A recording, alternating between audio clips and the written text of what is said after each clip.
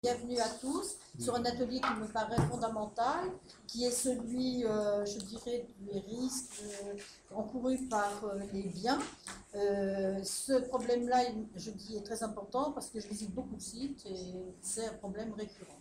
D'autre part, l'archéologie, c'est quelque chose de fondamental.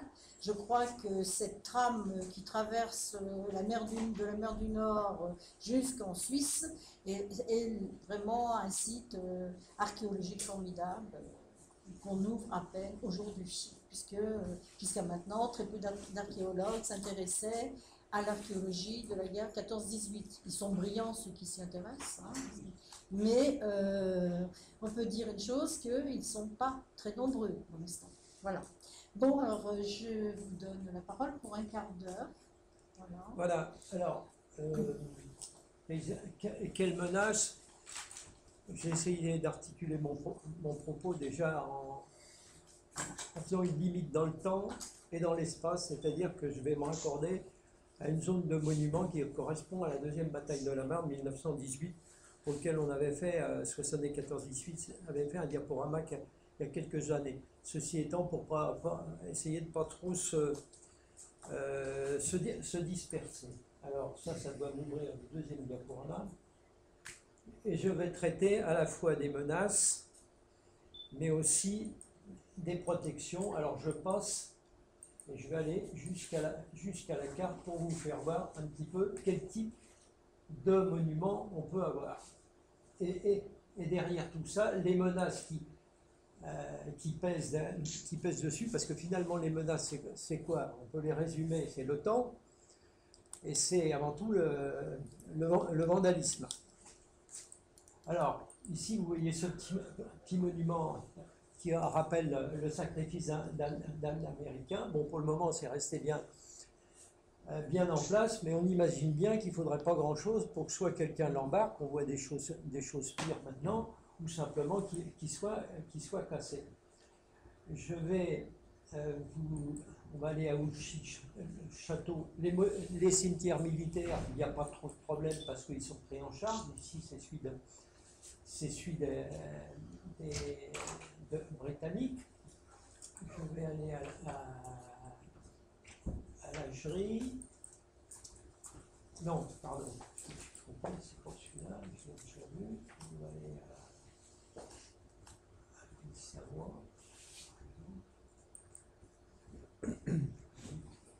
Très sensible. Voilà. Alors ça, c'est le genre de lieutenant Edward Graham, fil d'artillerie, ville Savoie. Ça, c'est le genre de monument. Qu'est-ce qu'on fait? Il y a le poste d'artillerie, enfin l'abri qui est resté. Bon, il est certain que ça, c'est promis à une disparition prochaine. On ne voit pas ce qu'on peut très bien y faire. On va aller à Lys. Petite tombe aussi, tombe individuelle dans un cimetière militaire. Quand il n'y a pas un carré militaire où on peut avoir un peu d'entretien, on a quelquefois des tombes complètement isolées. Donc, ce lieutenant Gentilini, vous voyez, théoriquement, c'est pris en charge par l'État. En pratique, c'est plus pris en charge par qui que ce soit. Ici, on a un autre problème, c'est les nouveaux monuments. Ça, c'est un monument qui a été fait en 1998. Alors ça, c'est un véritable problème. Moi, je sais que je suis assez contre ces nouveaux monuments parce qu'on a déjà tellement de mal à entretenir les anciens. Est-ce qu'il faut vraiment en créer d'autres? Donc, je vous fais ça un petit peu. Si je clique pas sur le bouton exactement.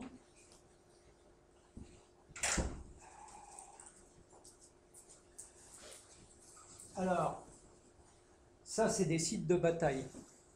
Donc là, il y a une vraie problématique. Il y a 600 km de front. Est-ce que sur les 600 km de front, on doit dire qu'on va rien faire? Bien évidemment, ça paraît un peu difficile. Néanmoins, les lieux sont restés à peu près comme ils étaient. Alors, vous voyez ici, il y a un petit panneau qui a été improvisé pour renseigner, pour indiquer ce qui s'est passé.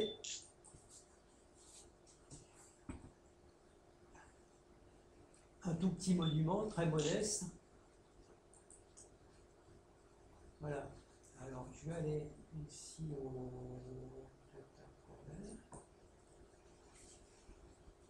Ici, un autre monument de création récente, puisque là, on a découvert 2 corps. C'est une découverte qui a été faite en 2000. Les corps n'y sont plus, mais la propriétaire des lieux a voulu faire un monument commémoratif. Vierzy, c'est les bornes de la première division américaine. Ici, le monument de Villemontoire.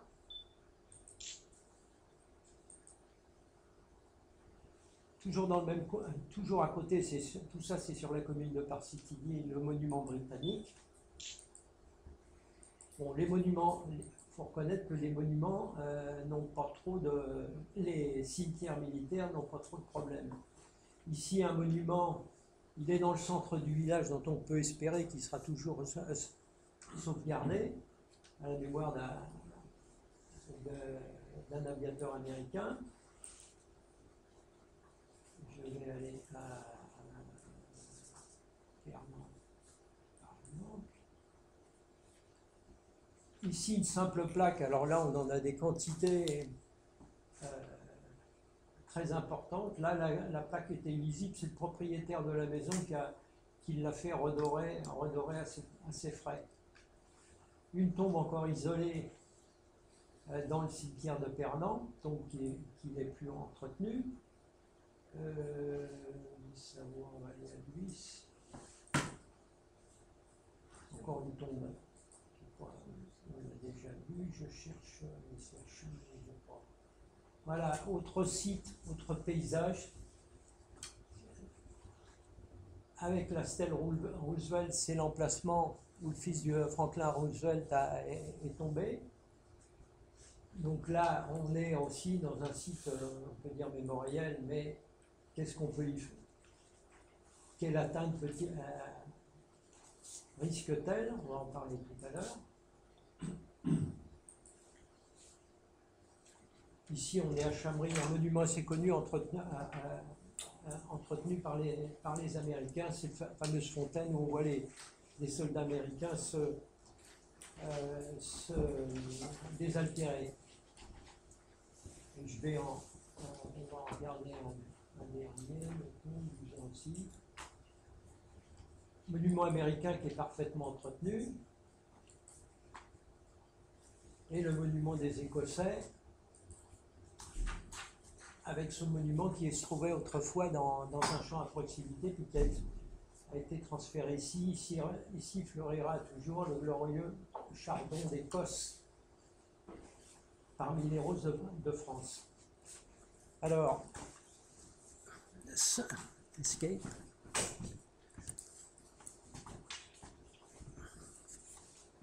Ceci pour vous dire que finalement, on a une variété innombrable de monuments. Il faudrait que je retourne à mon autre diaporama. Alors, en ordre de grandeur pour l'arrondissement de Soissons, à peu près 1 millier, on ne sait pas le nombre, hein, mais 1 millier de traces 14-18 entre les grands sites, les petits sites, les tombes individuelles, les plaques et tout ce qu'on veut. Sans compter les carrières avec les inscriptions à l'intérieur. Donc pour dire que le sujet est d'ampleur. Alors, face à des dégradations multiples et variées, qu'est-ce qu'il y a comme protection actuelle? Bon, il y a la loi de 1913, qui est le classement monument historique. Ce qu'on peut dire en résumé, c'est que cette loi elle est plus adaptée maintenant à ce type de protection. Ensuite, il y a la loi de 1930, c'est la protection des sites d'une manière plus globale.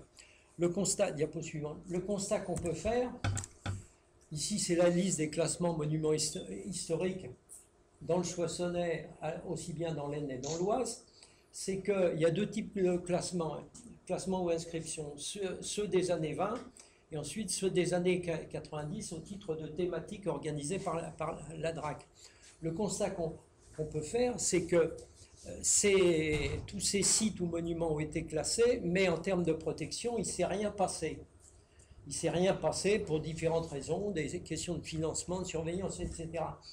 Et à un tel point, c'est que, par exemple, la croix à Saint-Nicolas-au-Bois, le monument de la croix Césine, je n'ai pas été fichu de le retrouver. Je ne sais pas où il est. Il faudrait vraiment interroger quelqu'un. Donc finalement, on a un dispositif de protection qui n'apporte rien, mais qui est quand même indispensable parce que ça peut servir quand même de garde-fou dans certaines circonstances suivantes.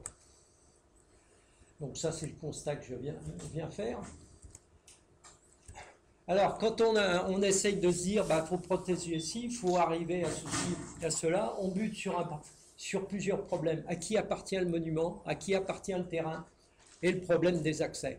Et ça, c'est un véritable casse-tête chinois, puisque la plupart du temps, les monuments n'ont pas de statut juridique. Ça, c'est fait en termes d'accord à l'amiable. Alors, après, j'ai mis sur ce même tableau, à droite, les différents intervenants. Quand on se pose la question de la sauvegarde, les affaires culturelles, bien sûr, les associations, les anciens collectifs combattants, les collectivités locales, ONAC, et les propriétaires.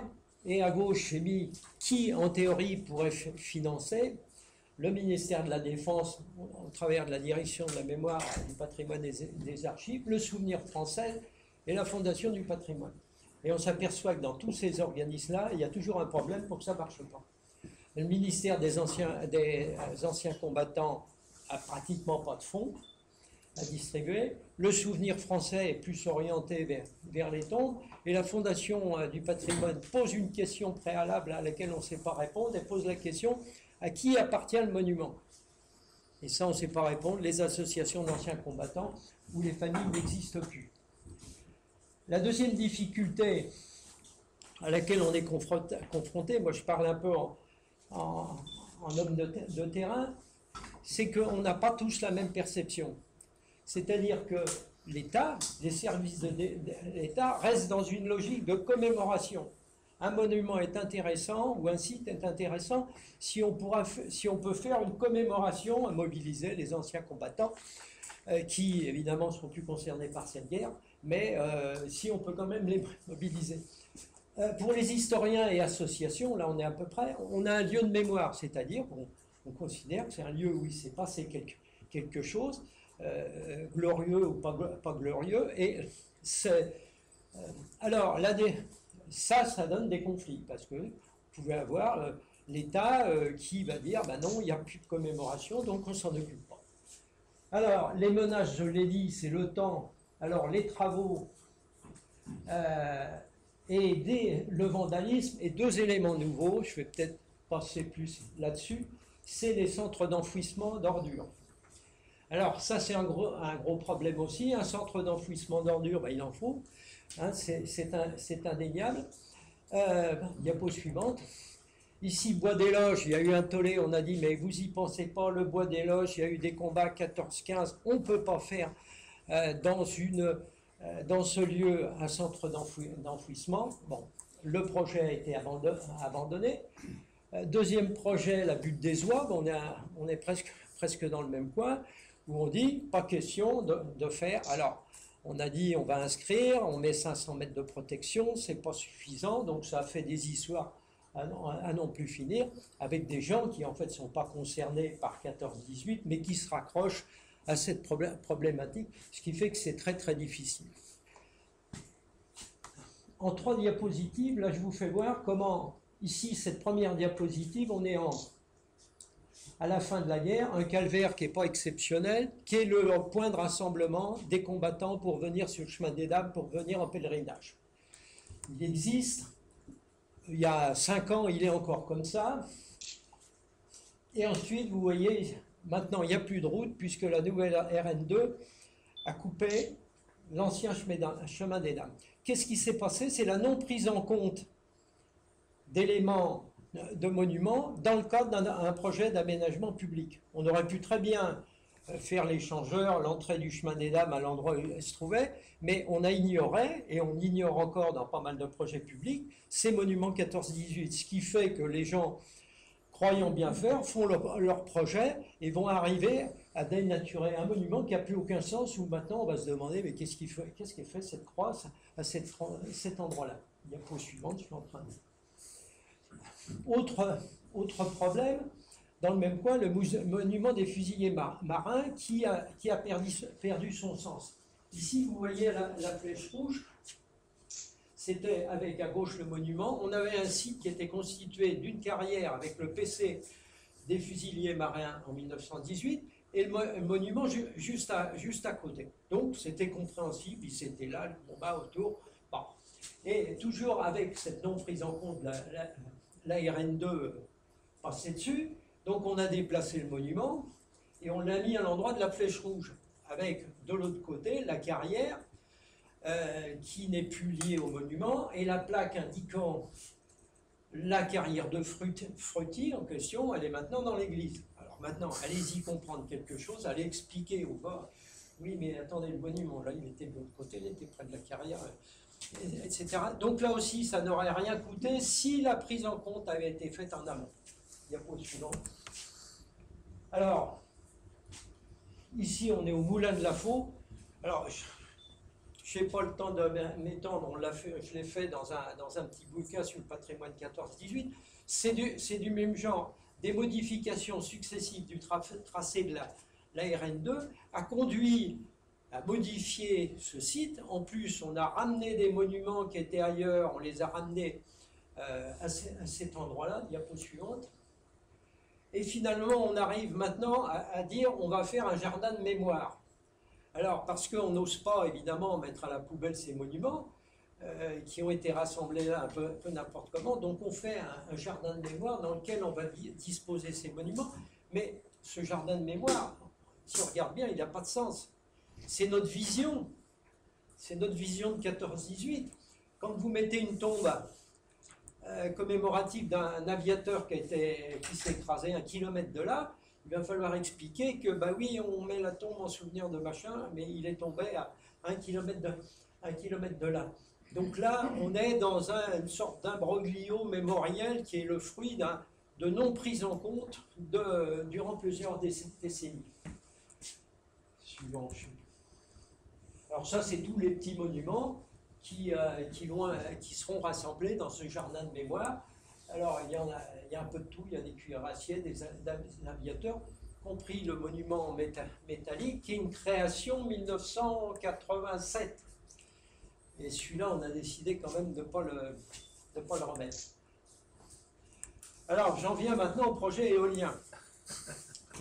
Alors ça fait... Alors, il faut quand même bien voir les choses. On a des lois de 1930, ou de 1913 pour les sites, les monuments, dans lesquels elles ont été faites par rapport aux connaissances de l'époque, par rapport aux problématiques de l'époque. Éolienne, évidemment, ça n'existait pas. Bon. On a échappé ici pour la FO à ce projet éolien. On peut dire quand même que c'était quand même un peu problématique. À mon avis, je ne porte pas de jugement sur la nécessité ou non-nécessité des éoliennes, mais il y a un impact visuel qu'on ne peut pas ignorer. Diapo suivante. Alors, on parle beaucoup de la butte Chalmont. Vous avez ces deux diapos, ça c'est un montage qui a été fait. Vous avez un projet éolien qui va impacter fortement la butte Chalmont. Alors, on parle de classement UNESCO et puis on parle aussi d'implantation éolienne. Le gros problème des projets éoliens, c'est qu'il y avait... La loi vient d'être modifiée, avec la loi Brottes vient d'être modifiée. Autrefois, jusqu'à maintenant, il fallait créer une zone éolienne.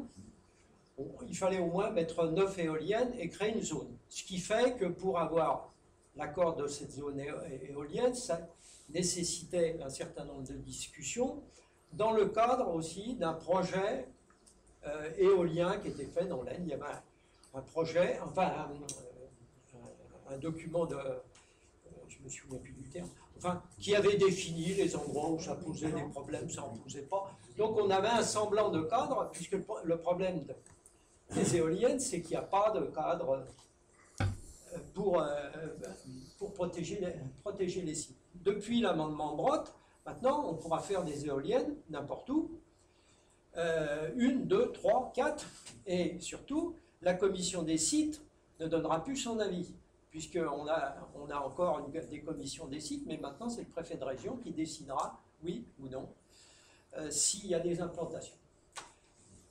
Donc voilà, donc moi à mon avis c'est un problème, c'est pas un problème partout, mais l'impact est tellement grand. Il y a eu des discussions pour la baie du Mont-Saint-Michel, il y a en ce moment en face les places du débarquement aussi un débat. Donc ça, il y a quand même une réflexion. Alors ici, moi j'aime bien ça fait partie des choses cachées. Ça se trouve à Bar dans une maison. Et c'est des choses, vous voyez qu'on a mis des tuyaux de chauffage qui ont transpercé. Hein, c'est le panoramique de la salle, c'est grandeur nature.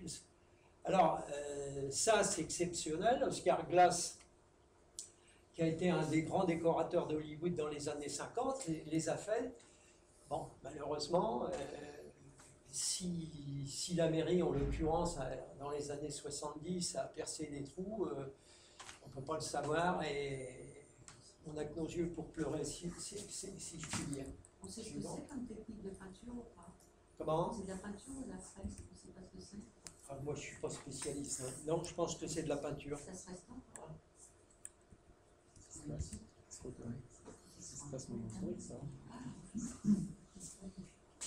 Alors, ça fait partie de... Ça a failli être démoli, la maison, il y avait un permis de démolir. On a eu une grande polémique aussi sur ce sujet-là. Finalement, c'est sauvé, enfin c'est sauvé, ce ne sera pas démoli, c'est resté en l'état. Pour le moment, ce ne sera pas restauré. Alors, suivante.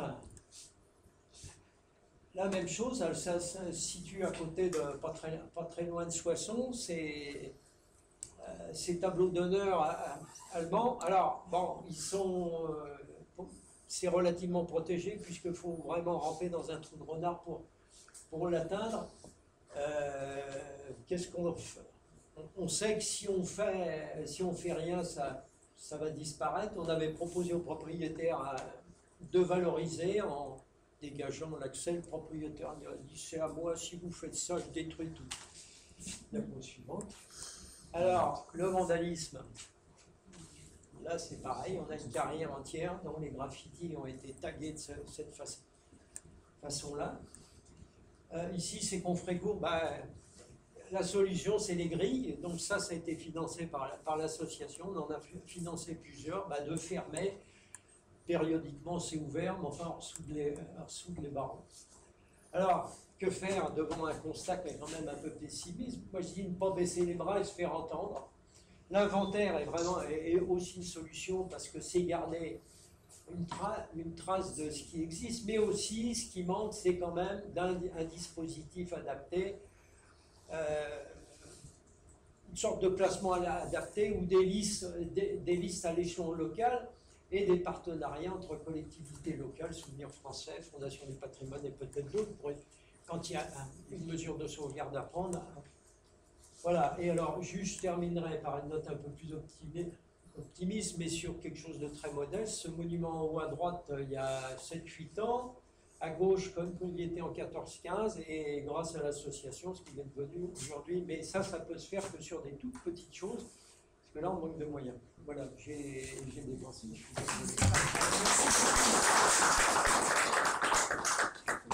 Merci beaucoup. On posera les questions après. Donc, on va Monsieur Landol, pour maintenant. Alors, Monsieur Landol, qui est archéologue et a travaillé particulièrement sur le site de Karlsbad. Donc, il va vous montrer ses travaux sur ce site. Donc, bonjour à tous. Je vais essayer de vous présenter les problèmes liés à l'aménagement du territoire. Ça va faire le lien avec ce que Jean-Jacques Becker a parlé ce matin. Aussi peut-être le lien avec vos éoliennes, parce qu'il y a un dispositif réglementaire en France. Quand on construit ce type de bâtiment, il y a des observations qui peuvent être faites. Il y a des contraintes qui existent. Il y a la loi sur l'archéologie qui existe depuis 1941 et qui a été refaite en 2001. Alors, donc moi, je suis archéologue pour le PER. Donc le PER, juste pour vous situer, c'est un établissement public qui dépend des deux collectivités d'Alsace, qui dépend donc du Conseil général du Bas-Rhin et du Haut-Rhin. Donc on a fusionné nos collectivités. Il y avait deux services d'archéologie, on a fusionné pour un même service. Et on est à peu près 80 personnes qui travaillons sur toute l'Alsace. Alors, je voulais donc déjà parler de cette archéologie préventive. Qu'est-ce que c'est? L'archéologie préventive, c'est tout ce qui est lié aux travaux d'aménagement. Quand on va construire une nouvelle autoroute, un TGV, un lotissement, une ZAC, des éoliennes, construire une école, faire des travaux, on va donc faire des excavations, et ces excavations vont avoir un impact sur le patrimoine enterré. Et en France, lorsqu'un permis de construire est déposé, ce permis va au ministère de la Culture, la DRAC, en région. Ils sont vérifiés et l'État peut décider de la réalisation de fouilles préalables. Donc généralement, on va faire un diagnostic, on va y venir juste après, qui permet de savoir s'il y a des vestiges ou pas, et ensuite on fait une fouille. Deuxième question, vous allez me dire, mais est-ce que la Première Guerre mondiale fait partie de l'archéologie? C'est la question que parfois on peut se poser, et qui parfois, au sein des archéologues, a aussi été débattue. Qu'est-ce que c'est que l'archéologie? Quand s'arrête l'archéologie? Quand commence l'archéologie? L'archéologie, ça concerne l'histoire de l'homme. Tant qu'il y a des hommes, donc on parle d'archéologie. Finalement, l'archéologie, elle s'arrête à la seconde où je vous avais parlé. Il n'y a pas vraiment de limite. Quand on regarde la législation en France, le Code du patrimoine, quand on voit les définitions qui sont données, la Première Guerre mondiale rentre clairement dans le champ de l'archéologie, constitue des éléments du patrimoine archéologique tous les vestiges et autres traces de l'existence de l'humanité dont la sauvegarde et l'étude, notamment par des fouilles ou des découvertes, permettent de retracer le développement de l'histoire de l'humanité et de sa relation avec l'environnement naturel. Là, concrètement, il n'y a pas de doute, la Première Guerre mondiale, ça fait partie de l'archéologie. Deuxième constat, pour faire de l'archéologie, l'archéologie est soumise à autorisation. Il y a un cadre réglementaire. On ne peut pas dire, je fais une fouille demain à cet endroit. Il y a toute une procédure administrative, avec une autorisation préfectorale, on va y revenir. Donc nul ne peut effectuer sur un terrain lui appartenant ou ne lui appartenant pas des fouilles archéologiques. Elles sont soumises donc à autorisation du préfet. Voilà, constat numéro 2. Et enfin, je voulais en parler parce que c'est aussi un problème qui concerne tout ce qui est patrimoine 14-18, c'est l'utilisation du détecteur de métaux qui est réglementé en France. Et nul ne peut donc utiliser un détecteur de métaux sur un site historique.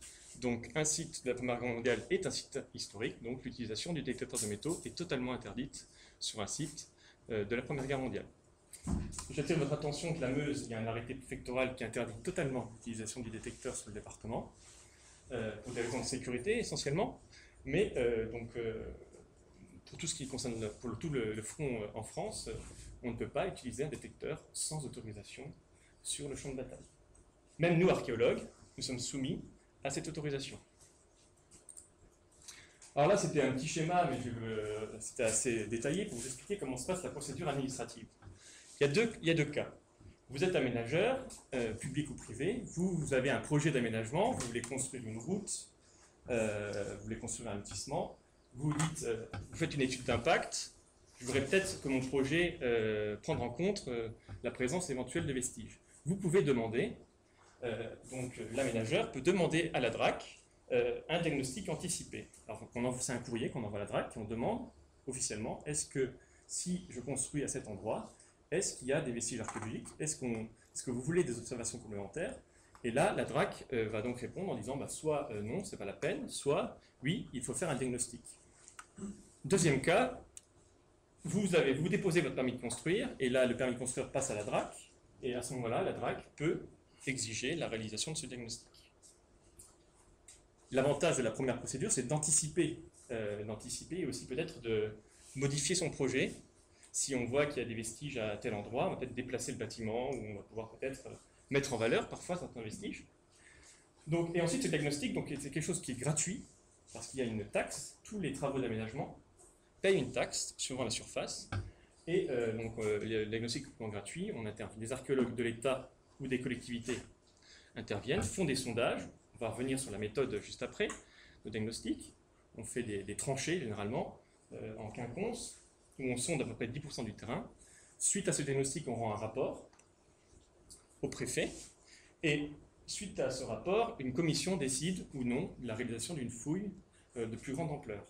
Et cette fouille sera totalement aux frais de l'aménageur. C'est-à-dire que si vous voulez construire, vous devez payer ce que vous détruisez.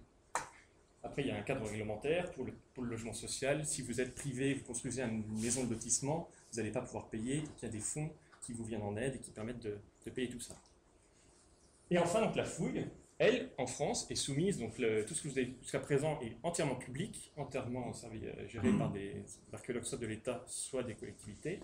Les fouilles, elles sont concurrentielles, c'est-à-dire que vous avez un arrêté de fouille, vous êtes aménageur, vous avez un cahier des charges que l'État vous donne, si vous voulez construire, il faut faire une fouille de telle surface, à tel endroit, et là, l'aménageur peut choisir quel organisme, public ou privé, peut mener ces fouilles. Alors un diagnostic, voilà, on va revoir un petit peu, là c'est la déviation d'Aspac, c'était en 2007, on est près d'Alkirch, une route départementale qu'on va dévier, qui passe en plein dans le champ de bataille. Vous voyez ces sondages qu'on a fait, c'était moi en hiver, ça se remplissait d'eau, c'était très désagréable. Donc on fait des tranchées en quinconce qui permettent, s'il y a par exemple un fossé ou une tranchée pour la guerre mondiale, on va pouvoir la trouver grâce à cette technique. Donc c'est fait à la pelle mécanique, on décape avec un godet lisse la terre qui a été labourée par l'agriculture, donc à peu près 30-40 cm. On rend un rapport, la fameuse chèvre dont quelqu'un me parlait dans la salle tout à l'heure, et son crâne, on verra ça tout à l'heure, donc on rend ce rapport, et ensuite l'État décide de réaliser des fouilles. Dans le cadre de Karspac, il y a eu donc on a découvert une galerie, et donc on a décidé de la fouiller. Donc là, c'était pour vous montrer les arrêtés, hein, c'était juste montrer que c'est un arrêté préfectoral, tout ça, hein, c'est très réglementé. Et ensuite, si les vestiges le nécessitent, on va faire une fouille, donc on va décaper vraiment, là vous avez vu les sondages, c'était superficiel, généralement 10% du terrain qu'on contrôle de cette manière. La fouille, on va complètement décaper une surface, en fonction de ce qu'on a vu dans ces sondages, on arrive à délimiter la zone, et on va donc à la grosse pelle, on enlève cette terre, ces 30-40 cm, et ensuite on va apparaître les vestiges. Là, ici c'est une fouille il y a 3 semaines, près de Mulhouse, vous voyez une galerie en fait qui était située à 8 mètres de profondeur, et les entrées de cette galerie allemande. Ici, ça c'est une fouille que je suis en train de faire, et on a trouvé une position d'artillerie allemande de 1917. Alors suite à cette fouille, on rend un rapport, avec des études très complexes, tout est étudié, tout est dessiné, tout est photographié. Et donc cette archéologie fait appel à des techniques particulières, à des méthodes et toute une méthodologie. La première, c'est déjà, quand on fouille un site préhistorique, romain ou médiéval, on ne risque pas de sauter sur une munition. Quand on fouille des structures de la Première Guerre mondiale, il y a tout un contexte un petit peu dangereux. Enfin, pas un petit peu dangereux, il y a des munitions qui sont en état de marche. Et on doit donc s'y préparer, et on a donc des partenariats qui sont faits avec les démineurs, qui interviennent tout au long de nos fouilles. Soit ils sont là tout le temps, soit ils interviennent à certains moments. Là, quelques exemples. On n'est pas des mineurs, hein, c'est des professionnels qui viennent faire ça. Alors la fouille, naturellement, nécessite des techniques particulières. On va intervenir, il y a toute une méthode de terrain où on fouille ça de manière très fine, on laisse les objets en place, on nettoie, on décape, ça peut prendre beaucoup de temps. On va photographier tout, inventorier, faire des relevés. Alors là, je vous mets le cas de Karspac, on va y reparler tout à l'heure. On a trouvé des corps, donc chaque objet est inventorié sur le terrain, photographié, localisé. On enregistre, on remplit des fiches. Tout ça ne s'improvise pas, on dessine. Voilà, par exemple, une entrée d'un abri, galerie allemand, un Stollen à Réningue. Vous voyez donc les relevés qui sont faits sur le terrain, où on va décrire ce qu'on voit, les couleurs des couches, ce qu'on trouve à l'intérieur. Vous avez la coupe stratigraphique d'un escalier, vous voyez les marches qui se trouvaient pour descendre dans cet abri. Donc tout ça, ça va être détruit par les travaux du TGV. S'il n'y avait pas eu le TGV, on ne l'aurait jamais trouvé. Finalement, c'est une chance, ce TGV permet de faire réapparaître des choses qui étaient complètement disparues. Ensuite, il y a toute une chaîne opératoire. On va nettoyer les objets, les inventorier, les restaurer, les étudier, étudier différentes études spécialisées en tout genre sur ces objets, des études spécialisées, études des parasites, Là, par exemple, c'est les parasites qu'on a trouvés dans une latrine allemande. Donc il faut savoir, par exemple, je vous mets des petits exemples. On connaît très bien les parasites du néolithique, de l'époque médiévale, mais on connaît très mal les parasites de la Première Guerre mondiale. Et les médecins, les parasitologues, sont extrêmement intéressés par des référentiels de la Première Guerre mondiale. Parce que de nouvelles maladies vont apparaître dans les tranchées, il y aura des problèmes sanitaires importants qui vont apparaître. Même si Pasteur et toute la parasitologie existaient déjà, il y avait déjà des parasitologues à cette époque, mais il n'y a pas eu d'études vraiment très poussées à cette époque-là. Des études des bois, pour dater les bois, études d'anthropologie sur les corps qu'on retrouve. On va pouvoir voir différents éléments sur l'état sanitaire des combattants, sur leur âge, sur leur maladie. Études des ossements d'animaux, donc toutes les disciplines de l'archéologie, donc ce qu'on appelle les anthropologues, les archéozoologues, les dendrochronologues, les archéoparasitologues, on aime bien ces mots à rallonge, et aussi des restaurations adaptées. Parce qu'on trouve des objets, en archéologie généralement on retrouve des objets en céramique, en os, en pierre, et là on est face à des objets pleins de compositions très variées, des composites, tous les plastiques, des métaux dont on n'avait pas l'habitude, des textiles, des bois. Hein, vous voyez là c'est une radio assez intéressante, un petit pistolet qu'on avait trouvé à Karlsbach. Là c'est un Solbourg, donc les livrets militaires allemands. Hein, on a retrouvé tout était intact, des radiographies d'objets. Les problématiques que j'ai développées pour l'Alsace, qu'on essaie de développer maintenant sur l'échelle nationale, sur tous les problèmes de l'alimentation du soldat, de l'approvisionnement. On connaît des choses dont on a très peu d'éléments pour l'instant, et l'archéologie là permet d'apporter des éléments sur tout ça. On peut le croiser après avec les archives, c'est extrêmement intéressant de voir aussi pour un archéologue. Là, on a des textes, on peut vérifier nos hypothèses. C'est aussi ce qu'on ne peut pas faire avec le néolithique, par exemple. Et nous, par exemple, pour le néolithique, on reconstitue une société à partir de vestiges de poubelles. Et là, la Première Guerre mondiale, on a les textes qui vont avec, et on peut voir si nos hypothèses, elles ne sont pas complètement à côté de la plaque, si vous permettez-moi l'expression. Ça nous permet aussi un petit peu de vérifier, et aussi d'apprendre des choses sur la Première Guerre mondiale. Consommation du chien, par exemple, dans certains, on a le cas à Karlsbach, les soldats ont mangé du chien, des choses, on peut voir certains éléments. Alors on va voir quelques cas pour l'Alsace. L'archéologie de la Première Guerre en Alsace, ça date des années 2005 environ. Vous savez que ça a apparu d'abord en Lorraine, 1991, la fouille de la tombe de Fournier. Ensuite, toute une équipe dans le nord de la France, en Nord-Pas-de-Calais, Picardie, Champagne.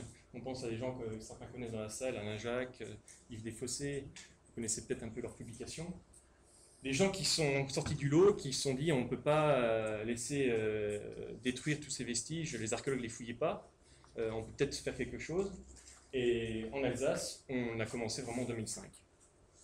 Pourquoi cette chose un peu tardive en Alsace? Parce que les vestiges de la Première Guerre mondiale, ils sont surtout situés dans les montagnes. Le front c'est la guerre en montagne en Alsace, hein. Essentiellement le Horten-Wielerkopf, le Linge, on est dans des zones montagneuses où il n'y a pas de lotissement, il n'y a pas de zone industrielle, il n'y a pas de TGV, donc forcément pas de découverte. Par contre, le sud de l'Alsace, le Sungau, ici, est plus plat, même s'il y a des vallonnements, et là, mais il y a très peu d'aménagement. L'activité économique ne se passe plutôt maintenant autour de Colmar et de Strasbourg. Mulhouse est en déclin. Il y a une baisse d'activité avec tous les problèmes de l'industrialisation qui diminuent. Donc il y a très peu de choses. Mais récemment, des déviations, et surtout le TGV Est, le TGV Rhin-Rhône, pardon, qui va aller donc de rejoindre Dijon à Mulhouse. Vous voyez, tous ces points, c'est des sites qu'on a trouvés. On a vraiment coupé en perpendiculaire le front sur toutes ces lignes. Et on a pu avoir une opportunité super intéressante d'étudier les vestiges de la Grande Guerre. Hop, je reviens en arrière. Ah oui, je clique à droite. Hop. Voilà. Je voulais vous montrer. Hop là. On va revenir là. Voilà. Un premier site. Le premier site vraiment qui a été fouillé en Alsace, c'est Kalispolsheim. Aéroport, à côté de l'aéroport de Strasbourg-Ensheim. On était au départ, on n'avait même pas imaginé qu'il pouvait y avoir des tranchées autour de Strasbourg, parce que le front, on le voyait, je vous ai dit à l'instant, c'est dans les Vosges. Il faut savoir que Strasbourg, place forte, Je rappelle que Strasbourg, c'est l'Allemagne, hein, c'est les seuls combats qui ont lieu sur le territoire allemand, l'Alsace et la Moselle. On est à l'intérieur de l'Empire. Les fortifications de temps de paix, qui étaient construites avant la guerre, ont été complétées par un système de réseau de tranchées. Toute la ville était, vous voyez ce plan de Strasbourg, était complètement ceinturée de tranchées. Et c'est extrêmement intéressant, on a des abris bétonnés qui sont construits dans les champs, et tout le monde pense que c'est de la Seconde Guerre mondiale. Tout le monde a oublié, même certains historiens, c'est assez affligeant, ils pensent que c'est de l'Imaginaux, mais on est face à du 14-18 sans problème. Et même nous, archéologues, au départ, on s'est fait avoir, hein, parce que les gens nous avaient dit oui, je l'ai vu faire, c'était en 1940, voilà, donc... Et donc voilà, donc on a fouillé une position quasiment complète, avec son abri de compagnie et toutes les tranchées. C'est là qu'on a pu fouiller une latrine, trouver ces fameux parasites que je vous ai montré tout à l'heure. Voilà, donc les abris, on a pu découvrir. Donc on a toute l'évolution entre 1914, construction de tranchées en bois, d'abris en bois, à 1915-1916, on a commencé à bétonner jusqu'au jour où un officier allemand inspecte Strasbourg et se rend compte qu'il y a toute une... il y a beaucoup de travaux qui sont faits alors qu'il n'y a pas de combat, et c'est complètement aberrant, et qu'il faudrait mettre l'activité sur le front des Vosges. Et ce général allemand, suite à son passage et son inspection, va complètement stopper les travaux de fortification de Strasbourg, qui n'auront jamais servi finalement, puisque les Français ne sont jamais arrivés jusque-là. Alors, déviation d'Aspac, là on va dans le vif du sujet, parce que c'est ça qui a vraiment défrayé la chronique en 2011. Une déviation, en jaune c'est la déviation, on est à Altkirch, sud de l'Alsace, au sud de Mulhouse, on n'est pas très loin de la Suisse, on est vraiment à l'extrême du front. Aspac, donc on a une déviation ici, et vous voyez donc en rouge la première ligne de front allemande, en vert la première ligne de front française. Voilà, donc c'était pour vous situer sur le front, voilà, on est à l'extrémité du front, hein. Vous travaillez sur la Première Guerre mondiale, vous savez où ça se passe. Et on a eu la chance de fouiller deux endroits, ici et là, où on a pu découvrir des vestiges extrêmement bien conservés. Le premier, c'était à Heidwiller, tout au nord, un abri allemand, on est rentré dedans, c'était comme ça, il n'y avait même pas de terre dedans, hein. On est rentré, il y avait les lits, les systèmes pour mettre la tête et des systèmes réglables en bois, tout ça fonctionnait encore. Il y avait les couvertures sur les lits, il y avait les objets, vous voyez, la pâte à dents, hein, ça sent encore la pâte à dents, il y avait une veste roulée, tous les objets étaient encore là. Extrêmement impressionnant. Et au sud, donc là, la galerie du Kilianstollen, vous voyez la déviation, hein, les travaux colossaux, puisqu'on a éventré les montagnes, on est tombé, donc voilà, je vous resitue la première ligne allemande. La première ligne française va arriver, 600 mètres entre les deux, et le petit trait vert, c'est une galerie allemande, un abri qui était donc dans la tranchée de première ligne. On pouvait descendre en cas de bombardement et s'abriter. Donc voilà une vue aérienne de la fouille. On a fouillé 90% de la galerie, on a trouvé un plan depuis, donc on a à peu près 90%, extrêmement bien conservé, quelques photos. Hein, donc c'est complètement boisé, ça a été creusé comme une mine, on n'a pas creusé depuis le haut, ça a été creusé complètement en sape, 1 mètre 10 de large, 1,80 m de haut, et complètement boisé par un cadre en bois. On va revenir juste après. Ah, voilà, je me suis trompé. Ah, il faut que je réactive le tout dans ce sens-là, voilà. Hop. Voilà, parfois on pouvait rentrer dedans, vue à gauche. Là, on l'a complètement nettoyé, fouillé manuellement. Hein, vous voyez là, c'était rempli de terre, on l'a complètement fouillé. Travail, décidément, voilà.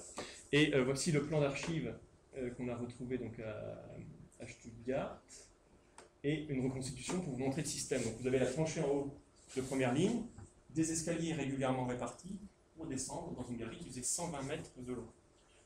Capacité de 500 soldats prévus dans la galerie. Et parfois des petites pièces annexes, infirmerie, bureaux, et de l'autre côté aussi des sorties. Tous les 15-20 mètres, une sortie en cas d'effondrement pour pouvoir s'évacuer. Alors c'est intéressant parce qu'il y avait un monument justement avant les travaux qui a été enlevé, et personne n'avait eu l'idée de faire une recherche historique. Ils ont fait venir des pompes funèbres, des pelles mécaniques, ils ont fait un trou, et a été retrouvé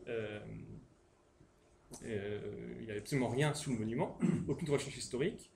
Nous, archéologues, quand on a fait les sondages, qu'on a trouvé la galerie, on a été à la bibliothèque de la commune, on a trouvé l'historique du régiment qui racontait que des soldats avaient donc été piégés dans une galerie qui se situait à 10 mètres de profondeur et qu'on n'avait pas pu sortir les corps. Et donc ils avaient été laissés sur place et qu'en fait le monument était un cénotaphe, en fait un monument qui rappelait cet événement tragique. Alors, je reviens sur le creusement de cette galerie. Voilà, c'est un petit peu techniquement, vous voyez, donc un cadre en bois qui est, voilà, c'est comme une mine, c'est le travail de mineur.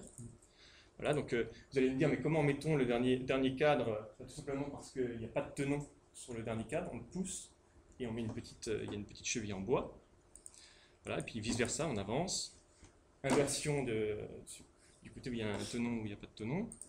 On continue pour que l'eau circule, une petite pente de 1 ou 2% et un petit plancher pour que l'eau circule. Et enfin, des poteaux de temps en temps pour maintenir le plafond. Quelques vues générales de la foule. Vous voyez, hein, il y avait les caillebotis, les outils étaient encore en place, une porte posée. J'ai utilisé le mot Pompéi de la Première Guerre mondiale parce que vraiment, on était face à un événement, on va venir sur l'événement, où tout était resté de 18 mars, 18 mars 78, l'effondrement, tout était resté vraiment encore en place. Voici donc les aménagements internes, des lits, des banquettes pour s'asseoir, des lits superposés en haut à droite, un poêle avec encore le bois et il y avait encore la hachette qui était posée sur le tas de bois pour couper le bois pour faire le feu.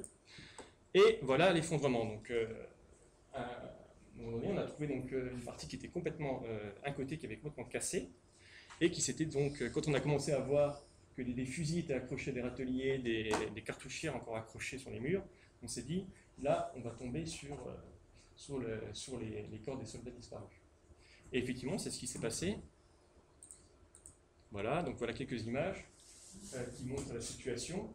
Dans des situations. Donc, qu'est-ce qui s'est passé d'un point de vue historique? Les Français ont lancé donc, une opération d'artillerie lourde. Et les Allemands qui se sont réfugiés dans la galerie s'est effondrée en fait sur 60 mètres et a piégé donc 21 soldats. Il y a eu 36 morts et 21 n'ont pas pu être récupérés. Ils sont entre 8 mètres et 10 mètres de profondeur. Donc là, en bas à gauche, ils sont encore assis sur leur siège, hein, ils attendaient. Là, un qui est recroquevillé, un couché sur le côté. Donc vraiment, ce qu'en archéologie on ne trouve jamais parce que une tombe, c'est le vivant qui met en scène un mort. C'est-à-dire que c'est le vivant qui aménage, qui rend beau le mort, qui le présente, qui met des objets, c'est une pratique funéraire. Là, on est face à l'instant de la mort de la personne, ce qu'en archéologie on ne trouve jamais, sauf à Pompéi. Effectivement, à Pompéi, il n'y a pas que, on parle de Pompéi, mais il y a d'autres sites aussi, on est face à une catastrophe où on a tout en place. Donc les objets qui étaient très bien conservés, paires de jumelles, on peut même encore voir dedans, ça fonctionne. Donc cartouchière, voilà. On revient sur un autre cas qui est assez intéressant. Le TGV Rhin-Rhône, où là, je vous ai dit tout à l'heure, on a pu traverser, c'est en cours de fouille, on traverse toutes les zones de fouille. Donc c'était une opération qui a été menée depuis 2010, où on a fait un fameux Solidar. Ce matin, c'était vous qui en avez parlé de Solidar, on va en revenir. Donc c'est un survol laser d'un terrain, on va pouvoir voir la micro-topographie du terrain. En 2011, on a fait les sondages diagnostiques, ce que je vous ai présenté tout à l'heure. On a remis un rapport et depuis 2013, on a 8 fouilles sur du 14-18, que je dirige en grande partie. La carte du front, on a pu faire une étude d'archives, on a récupéré les cartes de canevas de tir, on a tout géoréférencé, replacé nos sondages pour situer les vestiges. Donc le LIDAR, c'est en hélicoptère ou en avion, un laser qui survole un territoire. On prend des points tous les 5 ou 10 mètres, ça dépend de la précision que vous voulez, et on peut filtrer la canopée, donc la surface de la forêt. On peut voir donc, en dessous du couvert forestier. Et on va pouvoir faire, donc on voit la micro-topographie. Vous voyez, par exemple, c'est très net, vous voyez les tranchées là. Je pense que tout le monde peut voir les trous d'obus, d'anciens champs qui sont fossilisés sous la forêt. On voit les labours anciens, hein, on voit les anciens parcellaires. Ici, cet enclos rectangulaire qui n'est pas dans un site gaulois, mais qui est une place d'armes militaires. Il y avait un camp français et il y a encore la place d'armes qui est très bien visible sur le LIDAR. Ça nous a vraiment aidé pour établir nos diagnostics et nos fouilles. Alors voilà, après, pour chaque secteur, on a la carte du front de l'époque, la carte actuelle, les sondages, le LIDAR. Ça a été un instrument extrêmement utile pour l'État. Enfin, un projet qui... toutes ces fouilles nous ont fait... on s'est rendu compte d'un gros problème, c'est d'un morcellement total de toute la documentation cartographique. Et nous, archéologues, il faut toujours agir très vite. On est sur un terrain, il faut réagir dans les mois qui viennent, il faut avoir des éléments. La DRAC aussi a besoin, quand elle fait des prescriptions, d'avoir des cartes pour localiser les secteurs à risque ou sensibles. Et dans ce cadre, donc à chaque fois où je suis confronté à la Première Guerre mondiale, c'est toujours, j'appelle des spécialistes, est-ce que tu as une carte de cet endroit? On essaye de trouver les infos, mais elles sont très morcelées. Et donc pour pallier à ce problème, on a donc monté un programme Interreg, qui est financé par l'Europe, qui a été obtenu, dont on a commencé, qui pour objectif de numériser toutes les cartes de la Première Guerre mondiale conservées à Vincennes, à Stuttgart, à Karlsruhe, dans les archives départementales d'Alsace. À peu près plus de 2000 cartes qui vont être numérisées et qui vont être géoréférencées et accessibles sur Internet pour le large public. Donc voilà, c'était la liste des partenaires, je vous en ai parlé. Il y a aussi la Bibliothèque nationale universitaire de Strasbourg. Il y a aussi voilà, les différents partenaires. Et donc l'objectif type Géoportail, ce sera peut-être Géoportail, ce sera peut-être un autre site. Pour l'instant, on n'en est pas encore là, mais quelque chose qui sera accessible à tous. Aussi en fonction des dates, on va pouvoir mettre la carte de telle date, tout ça va être... Donc là, la phase 2013, c'est l'année de la documentation. On trie les cartes, on va les numériser, et ce sera vraiment pour faire 2014-2015, la mise en œuvre. Alors, enfin, un autre risque, on a parlé de l'archéologie, de l'aménagement du territoire, et là je voulais parler aussi du risque, parfois ce que j'appelle les malheureuses bonnes intentions. Parce que sur le territoire alsacien, par exemple, on a beaucoup d'associations qui travaillent et qui ont plein de bonnes volontés, je ne veux pas du tout mettre ça en cause, pas du tout, qui souvent ont subi un désintérêt total de la part des pouvoirs publics. On les a laissés faire parce qu'on ne s'intéressait pas, ils ont demandé des informations, on les a souvent envoyés balader, si je peux me permettre l'expression. Parce qu'il y a 20 ans, il y a 30 ans, on ne s'intéressait pas à tout ce patrimoine 14-18. Et donc certaines associations, voulant mettre en valeur ce patrimoine, prennent des pelles et pioches le week-end et dégagent complètement des secteurs du front. Et là, on est à Sainte-Marie-aux-Mines, on a une forge qui s'était effondrée, il y avait toute la forge allemande qui était en place. En un week-end, tout a été balancé dans un ravin, vidé. L'objectif, c'était qu'il fallait vider cet abri. Il n'y a plus aucune information sur cette forge. Une cuisine, la même chose. Tout a été remué, évacué, il n'y a plus aucune information. On a une coquille vide, on a un abri. Toutes les informations à l'intérieur sont perdues définitivement. Là, à droite, vous voyez, c'est encore une cuisine. Ils ont complètement dégagé aussi, ça pose des problèmes de conservation, parce que les vestiges, quand ils sont sous terre, ils sont protégés de l'érosion. Et là, ils sont soumis à l'érosion, ça se dégrade, c'est des choses qui sont construites en briques parfois, tout ça se déchausse, tout ça est détruit. Donc là, il y a vraiment un travail de pédagogie. Le père essaye depuis quelques années, discuter avec ces associations, ils sont là, ils ont plein de bonne volonté, l'objectif, c'est pas de dire il faut tout arrêter, il faut essayer d'avoir quelque chose de raisonné, où tout le monde peut se comprendre. Souvent, ils ne se rendent pas compte de ce qui a été fait, c'est de la pédagogie. Des objets qui sont... Parfois, ils ont parfois ramassé des objets, parfois des objets dangereux. J'ai vu leur dépôt, il y a des munitions actives, des grenades. Ils ont voulu faire un inventaire, mais on a juste un inventaire de l'objet, on ne sait même pas où est-ce qu'il a été trouvé. Donc on a perdu complètement toutes les informations. Un objet, pour un archéologue qui n'a plus de contexte, ça ne sert plus à rien. Par exemple, au Louvre, pas mal des objets qui sont là, on ne sait pas d'où ils viennent.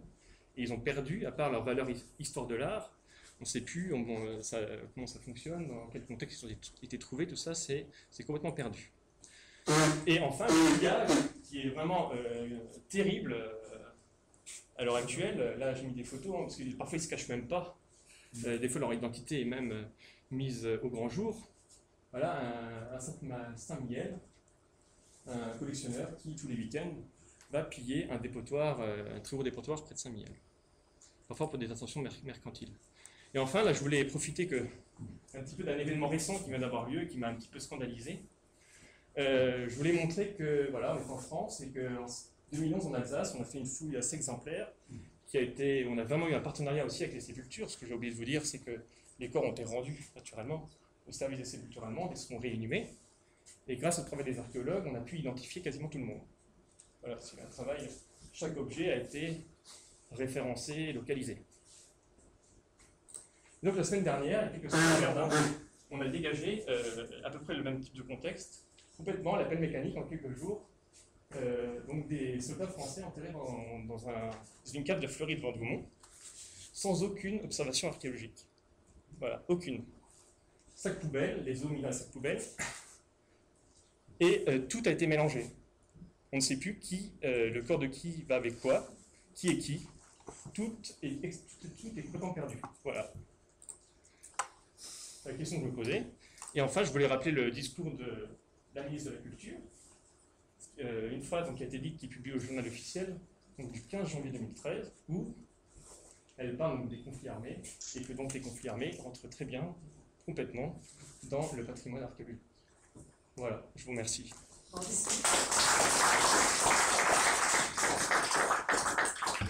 Monsieur Aguette, qui est donc responsable, anime la Société d'archéologie de la ville de Sedan. Ah oui, j'ai vu ce truc, mais c'est incroyable qu'il l'ait forcé à la télé. Oui.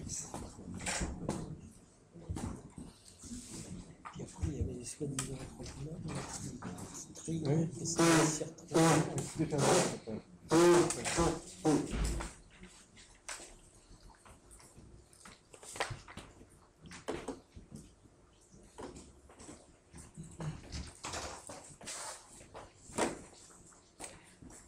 Alors, pour ce qui me concerne, donc je suis président de la Société d'histoire et d'archéologie du Sodanais. Je vais évoquer vraiment un cas très particulier par rapport aux deux précédents qui ont fait plutôt des synthèses. Je vais évoquer uniquement le cas d'un monument qui se trouve à Sedan, qui est donc un monument allemand et qui a la particularité d'être dans un cimetière civil français à ce jour. Donc, je vous ai mis une photo qui a été prise l'an dernier puisque nous avions organisé une après-midi débat à Sedan où étaient venus Antoine Pro et Nicolas Offenstadt entre autres. Ça vous donne une idée de la masse du monument, surtout puisque c'est quand même la problématique principale, sa taille et donc tout ce qui en découle. Je ne vais pas vous faire un historique du contexte de l'invasion, etc. Sedan, on est donc occupé dès le 25 août 1914 et on est libéré le 17 novembre 1918. J'ai bien dit le 17 novembre. Puisque le 11 novembre, les combats cessent, les Français sont sur la rive gauche de la Meuse, les Allemands sur la rive droite, et ils ne quitteront la rive droite qu'à compter du 17. Donc voilà, Sedan, ville d'arrière, dès 1915, plusieurs monuments sont construits dans les Ardennes pour célébrer la force des armées d'occupation, comme à Noyer-Pomogy, à quelques kilomètres de Sedan, où furent dressés en pleine campagne donc deux monuments qui ont aujourd'hui disparu. En voilà un, et voilà le second. Ceux-ci seront détruits tout de suite après-guerre. Pour ce qui nous concerne, donc au cimetière Saint-Charles de Sedan, les Allemands souhaitent voir s'agrandir l'emprise qu'ils ont déjà avec une grande tombe collective. À Sedan, il y a une grosse bataille au sud de la Meuse, qui est la bataille de la Marfée, où il y a plusieurs milliers de morts de chaque côté, et donc il y a effectivement une occupation du cimetière, enfin des cimetières sedanais assez rapide. Et donc cette grande tombe collective, les Allemands très vite demandent à la municipalité de l'agrandir, enfin de récupérer de la place dans le cimetière pour y construire aussi un monument, et en l'occurrence le monument dont on parle aujourd'hui. En plus des éléments que nous pouvons encore voir, un grand mur d'enceinte encerclait tout le carré où sont inhumés près de 500 soldats allemands. Alors c'est un peu difficile parce que c'est une photo qui est tirée d'un journal de l'époque, mais donc là on a les tombes des soldats allemands au premier plan. Vous voyez un liseré, en fait, là il y a un mur, et ensuite vous avez le reste du cimetière civil de la ville. Donc il fut même question à un moment que les autorités allemandes acquièrent le terrain où se trouvaient leur sépulture et le monument. Mais la municipalité s'y opposa avec succès, arguant de pouvoir procéder à une telle vente sans autorisation d'une autorité administrative supérieure, comme quoi l'administration française parfois résiste. Une grande inscription, aujourd'hui en partie disparue, orne le frontispice. Il s'agit d'un texte poétique de Joseph von Leuff, combattant pour l'empereur et l'empire. Dieu nous a pris le soleil terrestre, maintenant libérés de toutes choses terrestres, sa lumière éternelle nous illumine. Sacrée soit cette place, que vous avez consacré pour des victimes sanglantes, 3 fois sacré pour nous par le sacrifice du remerciement. Donc en partie, effectivement, voilà, c'est une photo de l'an dernier, hein, donc il manque quand même pas mal de caractères. La construction du monument s'étend du 5 juin 1915 à octobre de la même année. C'est l'œuvre de l'architecte Loni. Il fait l'objet à l'époque d'une publicité importante, nombre de cartes postales en atteste. Une double page lui est consacrée dans la revue allemande Bella Zum Champagne Camarade du 5 novembre 1916, dont sont tirées certaines photos. La description précise de cet article, de mon intervention du jour, nous permet aujourd'hui de vous apporter nombre d'éléments. Donc ce monument, cet article nous apprend en particulier que les croix en bois du cimetière, donc voilà une carte postale, du cimetière situé au pied du monument, qui ne résisteront pas au temps, seront remplacés par des panneaux en ciment. Donc en l'occurrence, quelques jours avant, au début de l'année 2012, un voisin, en nettoyant son jardin, un voisin du cimetière, a retrouvé une vingtaine de ces plaques, on voilà une, qui sont toujours en sa possession à ce jour, et pour laquelle évidemment le sort est lié à la préservation du monument, très certainement. On peut douter qu'elles aient été mises un jour en place, conformément aux explications de l'article. En effet, sur ces 2 photos, on peut voir ici donc l'arrière du monument, avec des plaques qui, avec la perspective, peuvent avoir la même taille, et puis surtout cette photo des années 20, où on voit toujours les croix en bois. Le docteur Gustav Kertz, qui a été aumônier militaire allemand et docteur en philosophie, a laissé dans ses mémoires rédigés dès 1916 ses commentaires. « Je l'enterrai auprès de ses camarades dans le cimetière des héros de Sedan. Et plus loin, l'art allemand, le génie industriel allemand ont réussi, en dépit des grandes difficultés, à élever à la mémoire des camarades un monument digne d'eux et parfaitement adapté à son but. Ils ont su faire du cimetière d'honneur allemand un lieu de repos solennel tout à fait séparé de ce qui l'entoure. » Je n'ai pas mis tout ce qu'il dit à propos du cimetière civil français qui est dans un état de délabrement avancé à ses dires, mal rangé, mal organisé. On n'a pas trop de photos de l'époque, alors je ne sais pas si c'est vrai, encore aujourd'hui il est quand même assez bien tenu. On voit donc que ce monument est véritablement perçu dès l'époque comme un monument aux morts de la guerre, et non comme je l'ai souvent entendu, et je l'entends encore parfois, comme un monument en l'honneur de la grandeur de l'Allemagne et son Kaiser. Néanmoins, il reste évident aussi un moyen pour les Allemands de marquer le territoire conquis, comme je l'ai déjà indiqué. Il y a une volonté d'appropriation du territoire, c'est évident, mais ça reste, me semble-t-il, un monument qui est vraiment dédié à des morts, et ce dont on a un peu parlé ce matin, aux morts de la guerre, même si là on s'adresse spécifiquement aux Allemands. Après-guerre, le cimetière Saint-Charles subit de nombreuses modifications, eu égard au transfert des sépultures de toute nationalité. On compte encore en décembre 1920 plus de 2500 sépultures liées à la guerre, qu'il s'agisse de Russes, de Roumains, de Britanniques, d'Italiens, de déportés civils. Sedan a l'honneur, entre guillemets, d'avoir compté dans ses murs le bagne, qu'on appelle aujourd'hui le bagne de Sedan 1917-1918, qui est un prélude au camp de concentration, et bien entendu d'Allemands, et au rapatriement de corps de morts pour la France à Sedan, qui débute dès l'année 1919. Les sépultures allemandes quittèrent le cimetière au cours des années 20, certainement à compter de la création du cimetière de Noyer-Pomogy en 1922. Les archives municipales sont totalement muettes à ce sujet, ce qui est assez étonnant. Fin décembre 1920, il reste tout de même 600 corps allemands au cimetière Saint-Charles, donc principalement autour du monument, et environ 1200 dans un autre cimetière de la ville.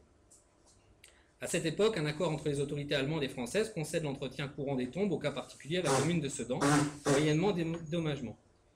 Le monument ne fait plus parler de lui jusqu'en 1937, lorsqu'une délibération municipale qui acte la destruction du mur d'enceinte dont on a parlé tout à l'heure, alors vide de tombes pour obtenir plus de place. C'est-à-dire que la municipalité cherche de la place dans son cimetière, il reste cet enclos, donc on décide de supprimer l'enclos.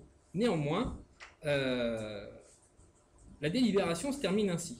C'est alors qu'il est venu l'idée d'utiliser dans ce but l'emplacement de l'ancien cimetière allemand, où il n'existe plus aucune tombe. Il subsiste seulement le monument que tout le monde connaît, qui doit être conservé. Cette position est assez déconcertante au regard des tensions internationales qui se font jour à l'époque. Pourquoi épargner un monument ennemi, entre guillemets? Le dossier complet qui accompagnait les délibérations n'existe plus, probablement disparu lors du second conflit mondial. De fait, aucune conclusion satisfaisante ne peut être tirée de cette décision. Respect du monument aux morts, pacifisme assumé de la part des édiles sedanais, difficultés matérielles de destruction du bâti, la question reste ouverte. Les lieux sont réutilisés pendant la Seconde Guerre mondiale par les Allemands, à nouveau pour inhumer à nouveau leurs morts de mai 40. Cette photo est l'inhumation d'un officier tué à la bataille de Stonne, donc aux environs des 15-16 mai 1940. Plus aucune délibération n'est établie jusque dans les années 80, voire même postérieurement, je n'ai rien trouvé. Au milieu des années 70, des contacts sont pris en Allemagne par la municipalité de Sedan pour trouver une solution au délabrement du monument. Ces démarches auprès du SESMA et de l'ambassade restèrent sans réponse positive. Plusieurs décennies s'écoulent encore sans qu'aucune solution ne soit trouvée. La destruction envisagée avec le recours du 3e régiment du génie de Charleville-Mézières n'aura jamais lieu. Les échanges ont encore lieu avec les autorités allemandes sans plus d'avancée. Une visite conjointe des lieux est même organisée avec le SESMA en 2009, qui n'aura pas de suite concrète. La municipalité actuelle, devant faire face à la dégradation de plus en plus importante du monument, envisage donc sa démolition pour raison de sécurité. Donc vous voyez, c'est à peu près en ce moment l'état dans lequel se trouve le monument. Depuis, une grande mobilisation a eu lieu, en particulier grâce à Denis Roland, qui est à côté de moi, et Nicolas Offenstadt. Nous avons organisé une table ronde l'an dernier à Sedan, où nous avons évoqué cette même thématique du patrimoine de la Grande Guerre. Depuis, de très nombreux contacts ont été noués, en particulier outre-Rhin. Hélas, aujourd'hui, je n'ai guère de bonnes nouvelles à annoncer. En effet, malgré l'élan de mobilisation dont je viens de vous faire part, qui laissait augurer un financement des travaux, la mairie de Sedan n'a pas souhaité avancer plus loin sur ce dossier. En tout cas, c'est bien au pas de sénateur que ce dossier avance. Le maire de Sedan, propriétaire du monument, et donc décisionnaire final, on en parlait tout à l'heure sur les problématiques de propriété, le maire de Sedan attend de nous, Société d'histoire et d'archéologie du Sedanais, une modeste association, de trouver des financements avant d'aller au-delà. Je compte bien, avec les nouveaux contacts récoltés aujourd'hui, provoquer un élan de sympathie et de soutien officiel de la part des plus hautes autorités sur ce dossier. Ainsi, autour d'une table où la DRAC pourrait être un moteur impartial, encore une fois, on revient sur ce qu'a dit Denis tout à l'heure à propos de l'intervention des autorités. C'est un peu la difficulté, savoir qui pourrait avoir, on va dire, un regard relativement neutre sur le sujet, sans affectif, c'est aussi un problème. Nous pourrions budgéter les travaux définitivement et enfin lancer la souscription internationale évoquée depuis un an, pour laquelle d'ailleurs nous avons déjà le soutien de principe de la Fondation du patrimoine. Pour conclure, les Ardennes et surtout Sedan sont une terre marquée par l'histoire franco-allemande de ces 150 dernières années. On pourrait même remonter plus loin encore. Cette terre d'épreuve, comme l'écrivit le général Ruby à propos de mai 40, mérite à mon sens qu'elle puisse devenir une terre de symbole à l'échelle européenne. En effet, ce monument et bien d'autres ailleurs dans nos contrées, je pense ici à ceux de 1870 dont je vous ai mis un exemple qui se trouve à Beaumont en Argonne, c'est aussi un monument allemand, sont des marqueurs du territoire, de ces lieux où l'Europe, et au cas particulier la France et l'Allemagne, s'est déchirée à une époque tellement proche. Si nous voulons que nos enfants continuent à vivre dans une Europe du plus jamais ça, nous devons nous attacher, et dans le nous j'entends à ce jour surtout les pouvoirs publics qui détiennent les clés de ces dossiers, à tout faire pour leur transmettre les moyens de comprendre ces conflits au travers de monuments où l'historien peut expliquer beaucoup plus facilement ce qui s'est déroulé dans ces lieux. Pourquoi ne pas voir en ce monument l'opportunité de renouveler les gestes forts que certains de nos élus n'ont pas hésité à faire ces dernières années, tels Helmut Kohl et François Mitterrand à Douaumont en 1984, un 22 septembre, le jour de mon 7e anniversaire. Un clin d'œil de l'histoire. Je vous remercie.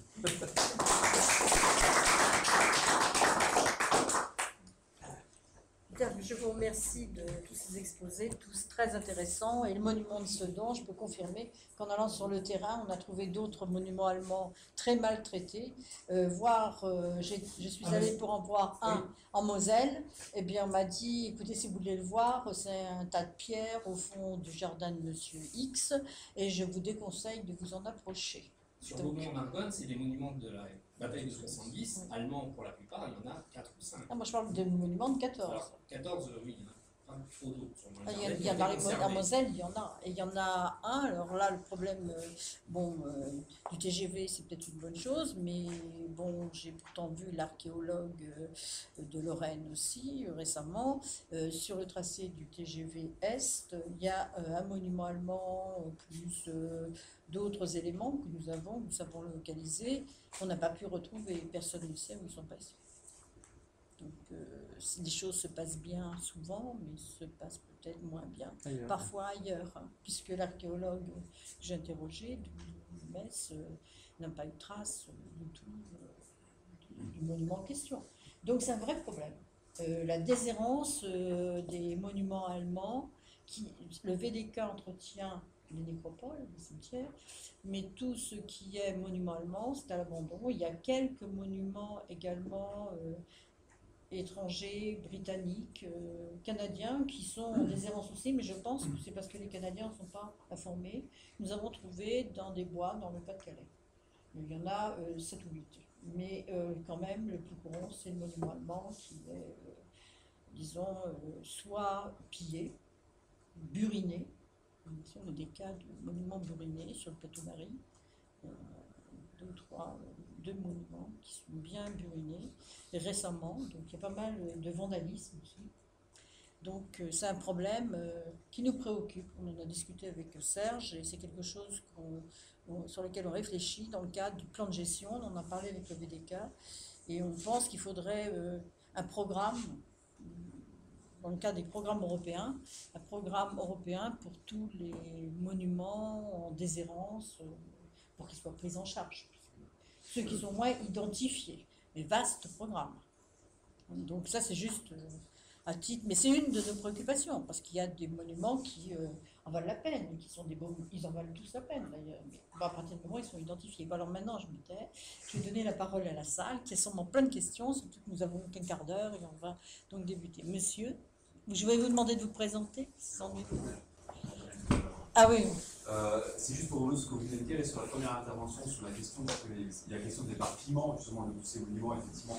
Alors, l'éparpillement, on comprend que c'est géographiquement reconnu, notamment la partie de l'armée allemande, Meuf, etc., à proximité des lieux, que les Britanniques aussi d'ailleurs. Mais l'éparpillement, je veux dire, c'est, à mon avis, on ne peut quasiment pas lutter contre. Tout à l'heure, il y a eu quelqu'un parlait de Saint-Miel, qui parlait de Saint-Miel à un moment. Et ben, dans le cimetière militaire allemand, qui est à la forêt au-dessus de Saint-Miel, là ont été rassemblés tout plein de monuments individuels de soldats allemands qui étaient éparpillés sur tout un secteur du front. Alors on peut critiquer la chose, d'un autre côté, ils ont été ramenés. Je parle des monuments, bien sûr, il y a de la sépulture. Les monuments ont été amenés là, ils ont été nettoyés, ils sont au moins rassemblés là. Parce qu'en revanche, en les laissant perdus dans la nature comme ça, là, pour le coup, ils sont vraiment perdus pour tout le monde. Je pense que c'est pas facile de trouver la juste mesure. Je parle uniquement de monuments, je suis totalement d'accord avec vous pour les sépultures. Hein. Mais je parle là, en monument, on a.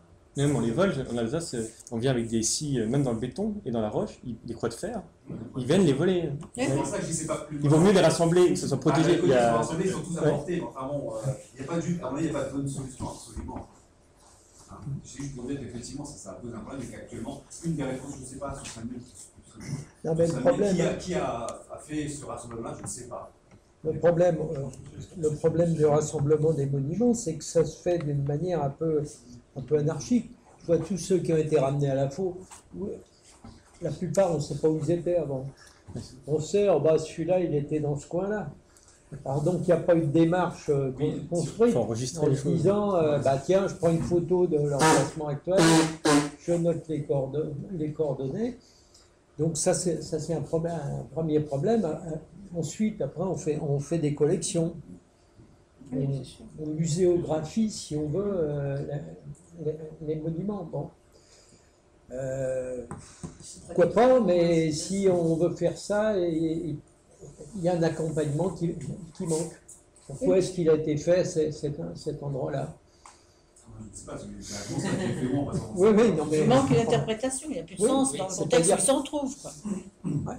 Ils ne sont pas détruits au moins. C'est un moindre mal, je dirais. Moi, je prends le cas de ma région.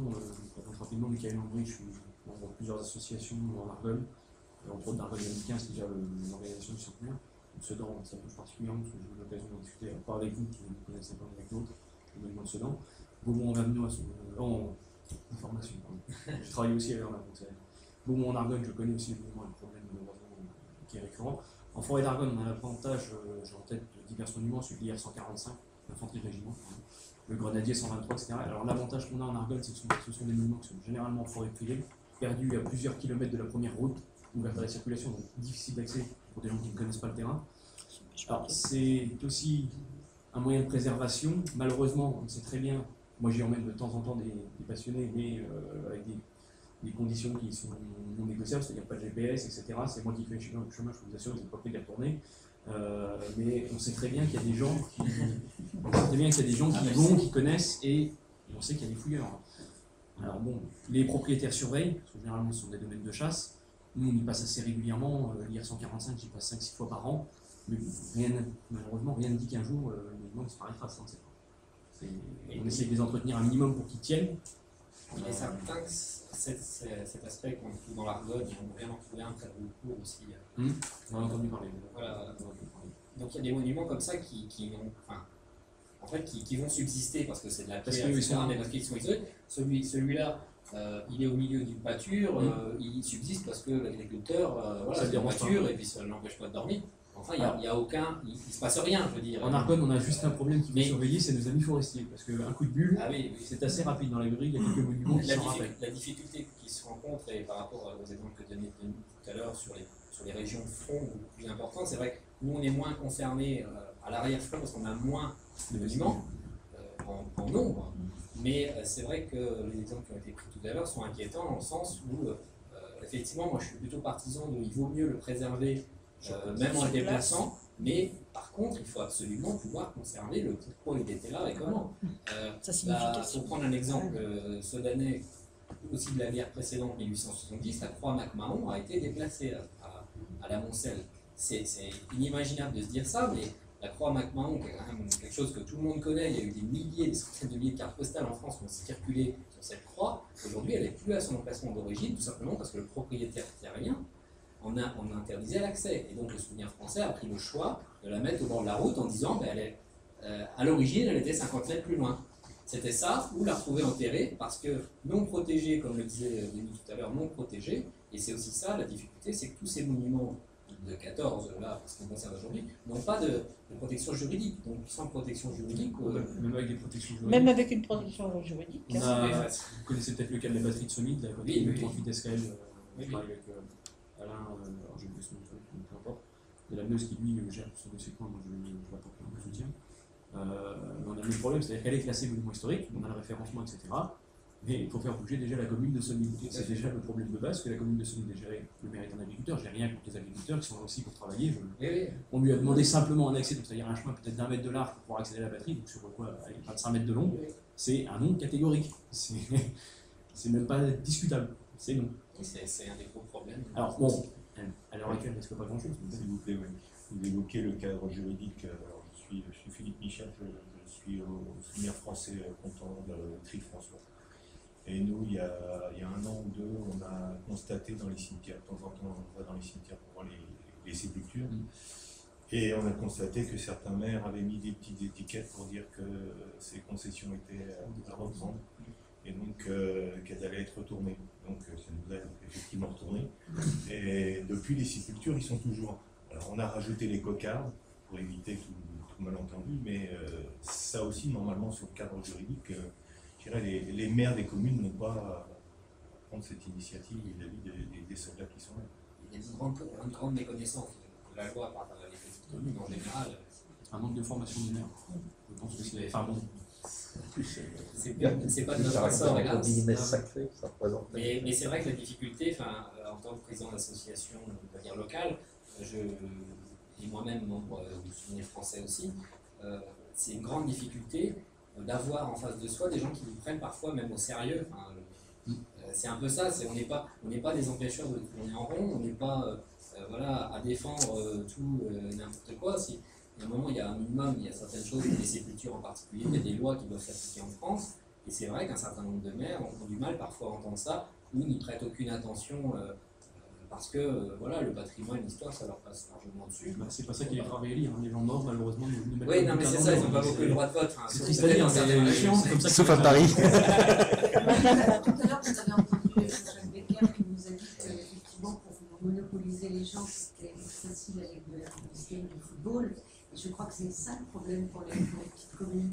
Si vous voulez rassembler des gens plus jeunes de n'importe quel public, il faut leur donner du grammeur, de la guerre 14-18, cette passion qui, en fait, regardez, qui nous sommes dans cette salle, il n'y a pas vraiment de la prime jeunesse. C'est pour ça que je crois qu'il y a, à part Michael qui est très jeune, puisqu'il a 30 ans, Merci.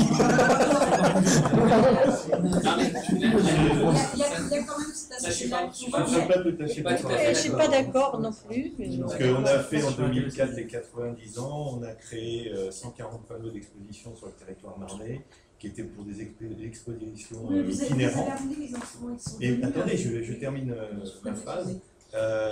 Et on a des professeurs de collège qui sont venus voir l'exposition et qui ont trouvé ça très intéressant. Et on a donc mis ces expositions dans les collèges autour plutôt les villes principales. Et le retour a été très positif parce que justement, les profs nous ont dit tous les élèves étaient contents parce que ça parlait de la ferme du père machin, ça parlait du lieu dit X ou Y, etc. Et il n'y avait pas... En fait, ils ont abordé l'histoire autrement qu'en parlant des grands généraux, si vous voulez. Heureusement, il est temps. Mais oui, non, mais ça a été quelque chose de positif. Et là, j'ai discuté ce midi avec un monsieur qui est du Sud-Ouest, qui lui est prof de collège aussi, et il fait travailler justement ses élèves sur les monuments, sur les sépultures, etc. Et chaque élève reprend un soldat en particulier, et puis il va essayer de chercher l'histoire de ce soldat pour essayer d'en comprendre. Je suis entièrement d'accord avec vous parce que j'ai eu à donner. Je vais juste me présenter. Je suis Thérèse Mondébis, j'ai été pendant 30 ans chargée des collections photographiques à la BNIC. À cette occasion, effectivement, j'ai rencontré plein de gens qui travaillaient sur 14-18, et notamment un jour j'ai eu une classe de CM2. Et l'instituteur ne pouvait pas les emmener en classe de neige, donc il les a emmenés autour de Pérolle. Et les gamins, à la fin de leur scolarité, ont fait une exposition autour de cette guerre, etc., se rendant compte qu'un petit asiatique, un petit musulman, tout ça, ils avaient tous eu des ancêtres qui avaient fait cette guerre, parce qu'ils avaient tous cherché dans les familles. Et à la conclusion quand même de cet instituteur, il m'a dit, je lui ai dit, mais c'est formidable, en effet, vos gamins, ils sont vachement passionnés. Il m'a dit, mais quand restera-t-il dans 5 ans? Parce que c'est ça aussi le problème. Dans le moment, bien entendu, un gamin, il est passionné par tout, il le montre avec un peu d'enthousiasme. Et c'est normal, tant mieux, parce que c'est...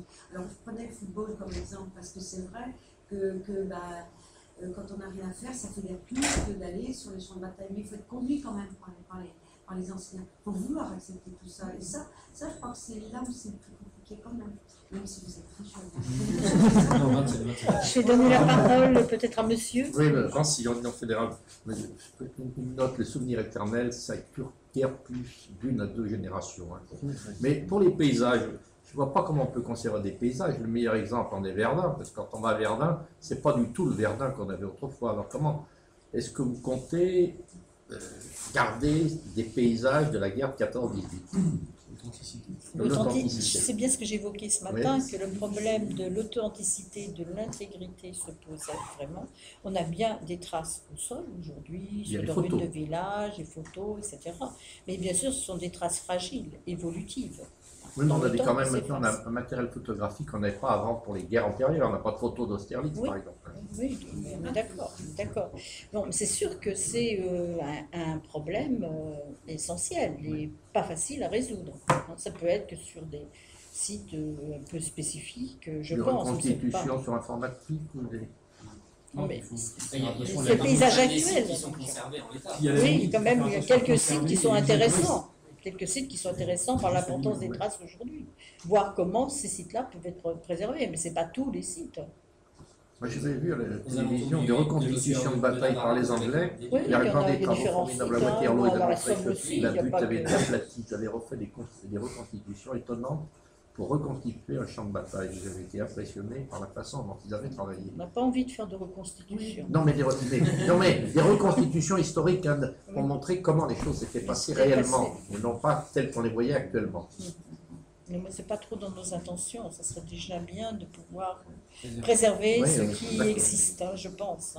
Voilà. Ce n'est pas tout à fait notre objectif. Oui, monsieur. Le projet de Gousset, des Bouddhas dynamités, une pyramide de 2000 ans rasée il y a quelques jours en Amérique centrale, en Égypte, une partie dans l'historique du passé de l'inondation d'Assouan il y a 40 En Chine, il y a quelle est la bonne solution? Préserver ou risquer de voir le délabrement amener des ferrailleurs dans un premier temps à partir avec la grille, quand ce n'est pas avec la grille sur la Nationale 5 de Philippine, Charleroi, 9 ou à la nécropole française, ou ici, j'ai vu il y a 15 jours, 3 semaines, à Saint-Miel, à la nécropole allemande également, la ferraille qui était partie. Ma question est la suivante, est-ce qu'il ne vaut mieux pas jouer du facsimilé ou du déplacer pour préserver que d'avoir le risque d'avoir dans nos cimetières déjà les plaques en bronze qui vont disparaître parce qu'elles vont prendre de la valeur, parce qu'elles sont vulnérables, parce qu'il y a des gens qui font un business tant au point de vue historique qu'au point de vue de la simple ferraille récupérée.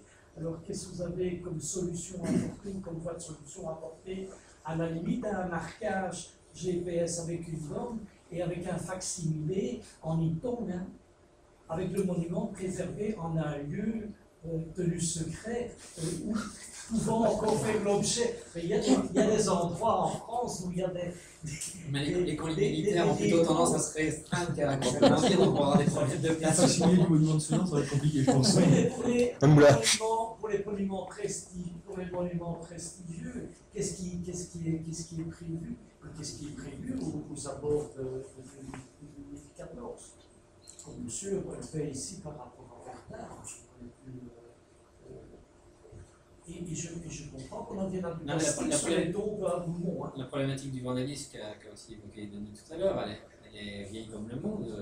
Les fouilleurs de tombes en Égypte, ils existaient déjà à l'époque quand les tombes étaient construites. Ça on ne peut pas lutter contre, enfin, du moins ça ne fait pas partie des missions qui sont dévolues, en tout cas ce qui concerne la bonne association. Nous, on doit faire ce qui nous semble le mieux, je pense, pour préserver les choses dans un cadre, on va dire, accessible au plus grand nombre. Parce que, enfin, moi, c'est comme ça que je ressens les choses. Après, les problématiques de valeur aujourd'hui de la ferraille, du vandalisme, elles sont hélas loin du niveau qui. Peut-être que M. Jalabert. Non, mais si je vois dans le même sens, sans mon avis, la seule modalité de préservation qui soit vraiment efficace, elle est quelque part immatérielle, c'est de toute façon c'est le travail scientifique de repérage, de photographie, de retrouver des photographies anciennes et actuelles, prendre des photos d'état, bref, de faire un travail de type documentaire archivistique. Ça préserve au moins visuellement les choses et un petit peu scientifiquement, après ça disparaît. De toute manière, on ne peut pas faire de chantre du humain, enfin, moi ça va disparaître quand même, hein, parce que d'une façon ou d'une autre, hein, c'est quand même, souvent c'est béton, etc. Chez vous, l'état où il y a des béton. Construit allemand, construit pour durer, je veux bien, mais enfin moi ça a quand même ses limites, hein, voilà, effectivement. Mais il y a beaucoup de choses, il y a énormément de choses qui ont déjà disparu, on sait très bien. Mais je voulais juste rajouter il y a des secteurs qui sont, on dit qu'il y a encore des secteurs qui sont très bien préservés. Ah bon, il faut avoir raison de garder, ils sont très bien préservés dans une très petite mesure. On n'a aucune idée c'est normal, je veux dire, autour de la profondeur d'un front, etc. On peut que le deviner, ça il n'y a que la photographie quand on en a, beaucoup qui permet de mesurer ça. Mais en revanche, il existe dans les secteurs complètement perdus au fin fond de certaines forêts, c'est dans des éparges par exemple, les secteurs où là il y a quasiment encore entre guillemets tout, jusqu'au réseau de barbelés, etc. Là c'est extraordinaire. Sauf que vous voyez, là il n'y aura pas de touristes. Mais c'est là que ça protège. Ah oui, là, ça protège. Et après, vous pouvez prendre Argonne. C'est-à-dire que vous avez des secteurs qui n'ont pas été dynamités par les Américains dans le secteur par exemple. Sauf les forestiers, c'est pour ça qu'il faut le savoir. Non, mais le pillage des fonds, après-guerre, il y a eu les nettoyeurs de champs de bataille qui étaient des récupérateurs de métaux, ni plus ni moins. Sauf qu'aujourd'hui, les métaux, la valeur du métal peut effectivement augmenter. C'est surtout que vous récupérez ne serait-ce qu'un morceau de plaque de ceinturon allemand, ça vaut une petite fortune, mais malheureusement, c'est plus pour le poids de la ferraille. C'est parce que c'est des pièces de collectionneurs et qu'il y a des gens qui ont peu de scrupules. Et les fouilleurs, vous ne pouvez pas les empêcher. Effectivement, monsieur Landol parlait tout à l'heure de Cammeuse, effectivement. L'utilisation d'un détecteur de métaux est interdite, effectivement. C'est même pas, il sera discuté, c'est interdit. Je peux vous emmener régulièrement sur Verdun, Saint-Miel, les éparges, alors que vous voulez en Meuse, en un week-end, je peux vous en trouver 10, hein. C'est pas compliqué. C'est la problème de la France, c'est qu'on vend des objets qu'on n'a pas le droit d'utiliser. Non, mais même pas.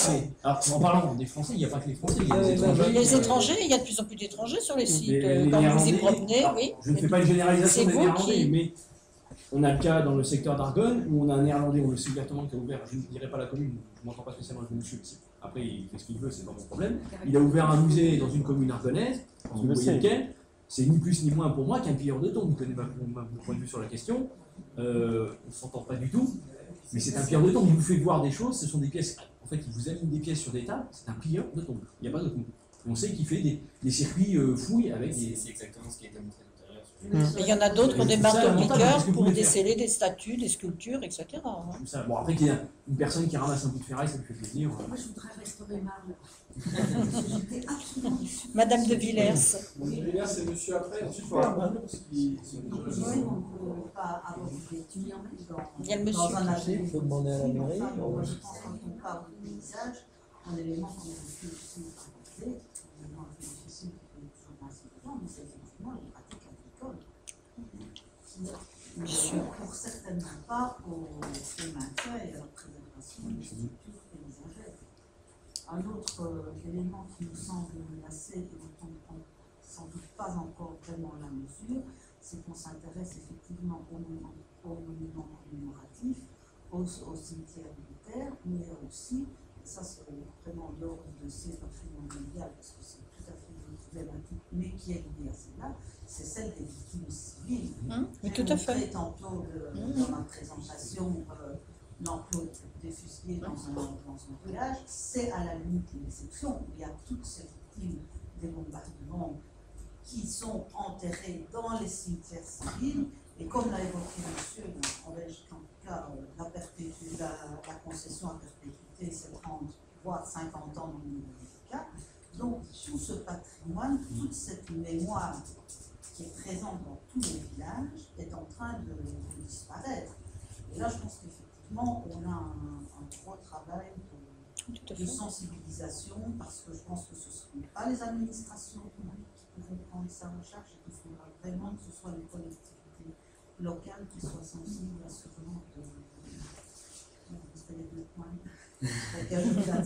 Bien, il y a une autre question. Un état de destruction suffisamment avancé pour que les gens prennent peur. Je suis en train d'apprendre Oui, oui, stade, oui. les gens sont- Monsieur Gorzinski. Je vais réagir par Il rapport reste au propos peu. de M. Landol sur l'archéologie. Enfin, réagir, non, quelque chose par rapport au propos de M. Landol sur l'archéologie. Je suis Guy Gorzinski, donc de l'association du temple de Fléquières, un char qui a été découvert au cours d'une recherche archéologique avec M. Desfossés, M. Jacques, etc. Et donc le sujet que je voulais présenter, c'était par rapport justement à un travail archéologique, certainement une des plus grosses fouilles archéologiques jamais réalisées, qui était en relation avec le canal Seine-Nord, la liaison Seine-Nord, c'est-à-dire le réseau de canal qui devait relier, je dis devait parce que actuellement, vu les restrictions de budget, les restrictions que ça en ce terme de la façon dont c'était prévu, donc ça devait relier les bassins du Nord avec ceux de la région parisienne. Et donc il y a eu des fouilles organisées, des fouilles officielles archéologiques qui étaient organisées tout au long du tracé. Et c'était mené par l'Institut INRAP. Et dans les règles de l'INRAP, on nous interdit de toucher à 14 ans. C'est-à-dire que j'ai suivi, parce que je n'ai pas pu m'empêcher de voir ce qui se passait, parce que je suis très sensible justement à la période de 14-18. Et il est vrai que l'archéologie préventive qui a été menée là, et même après l'archéologie de détail, parce qu'après il y a eu des endroits où ça a été ouvert, on a carrément dédaigné, c'est-à-dire qu'on n'est pas séparé des zones de tranchées, on n'a pris aucune photo, aucun relevé. Alors à partir du moment où même ceux qui sont en charge de préserver l'héritage des années et du pays, si on leur donne, s'ils ne font pas la mission complète, à quoi ça sert? Bon, il y a des sociétés archéologiques, celles que vous menez, là, je pense qu'on fait tout pour que ça soit bien fait, mais à l'échelle nationale, c'est pas pareil. Ce qu'on a évoqué, c'était problème de danger, donc comme il y a danger, on ne touche pas. Par contre, ça ne nous gênera pas de fouiller des zones romaines ou des mérovingiennes au milieu d'une zone de tranchée, mais on ne touchera pas à ce qui concerne 14-18. On note bien, on fait un grand rond, on écrit 14-18 au plus haut dessus, on ne touche pas, et ça peut être même des dépôts d'ateliers de tranchée, des ateliers d'artisanat de tranchée, d'art de tranchée. Pareil, c'est bâclé, c'est plissé au bulldozer. On n'a pris aucune note de ce qui s'est passé. Pour moi, ça a été un véritable désastre archéologique, parce que si on fait pas de l'archéologie sur 14-18, on ne doit pas en faire sur les périodes romaines, parce que c'est exactement le même endroit. Donc après on se demande, est-ce que ceux qui font de la chasse plus sauvage dans ces cas-là, il ne serait pas utile de venir sauvegarder le peu qui pourrait être sauvegardé, sinon ça finira massacré par les grues, ou ça sera poussé par les bulldozers un peu plus.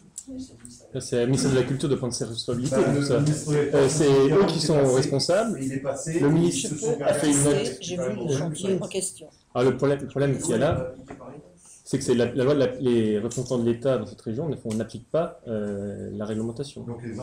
Et c'est vrai que l'INRAP, il y a une note de service, mais on est arrivé dans un pays en France où pas de risque, il faut tout éviter le risque. Effectivement, l'INRAP, c'est assez fou puisqu'ils financent des expositions sur 14-18, des livres, mais ils ont une note de service qui leur dit de ne pas fouiller 14-18. C'est un peu aberrant. Mais nous, effectivement, en Alsace, on a... La loi de Centre-Mur, dans ces cas-là, c'était un marché, et dans le marché, il ne fallait pas prendre... Et là, on est en train de... Voilà, c'est à l'État pour sa responsabilité. Et là, on est en train d'évoluer, parce qu'on a eu aussi beaucoup de personnes qui sont dans ces services, ont connu l'archéologie il y a 40 ans, il y a 50 ans, et pour eux, tant qu'ils seront à ces postes, ça n'évoluera pas. Et tant qu'on n'aura pas un changement, et ça change peut-être petit à petit, on voit en Alsace, vous voyez un cas exceptionnel, on peut le dire, parce qu'au niveau de l'État, il y a eu des gens qui ont vu l'intérêt. Au niveau des collectivités, il y a eu un intérêt. Au niveau des associations, il y a eu un intérêt. Il y a un concours de circonstances qui fait que tout le monde a dit, on y va. Et c'est vrai que toute la France n'est pas au même niveau en Lorraine. On a vu à Verdun, là, ce qui vient de se passer, aux yeux de... Voyez en Moselle, tous les monuments qui étaient sur le tracé du TGV, on ne la trouve pas. Le TGV Rhin-Rhône, on fait des fouilles. On ne fait pas de fouilles sur le Grand Canal, on n'a pas fait de fouilles sur le TGV Est. On n'est pas au même niveau, mais ça...